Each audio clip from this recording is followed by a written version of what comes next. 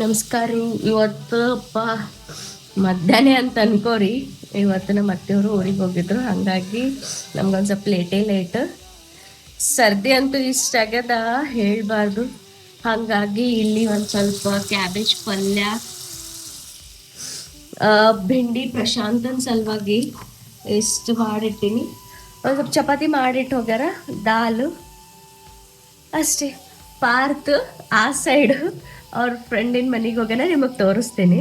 ಇಲ್ಲಿ ವಿಂಡೋದಾಗ ನಿಂತು ಅಲ್ಲಿ ಕಾರಿಡೋರ್ನಾಗ ನಿಂತು ಕರಿತಾನ ನನಗೆ ಅಮ್ಮ ಅಮ್ಮ ಅಂತಿಕೊಂಡು. ಸ್ವಲ್ಪ ನಾವು ಏನೋ ತೊಗೊಳ್ಬೇಕು ಅಂತ ಹೊರಗೆ ಹೋಗಿದ್ವಿ. ನಟ್ ಮಧ್ಯಾಹ್ನಾಗೆ, ನಮ್ದು ಬರೀ ನಟ್ ಮಧ್ಯಾಹ್ನಾಗೆ ಇರ್ತದೆ. ಅಲ್ಲಿ ಹೋದ್ವಿ, ಕ್ರೋಮಾದಾಗ ಸೆಲೆಕ್ಷನ್ ಮಾಡ್ಬೇಕಂತ ನಿಮಗೆ ಗೊತ್ತಾಗಿರ್ಬೇಕು ಏನು ತೊಗೋಬೇಕಂತ.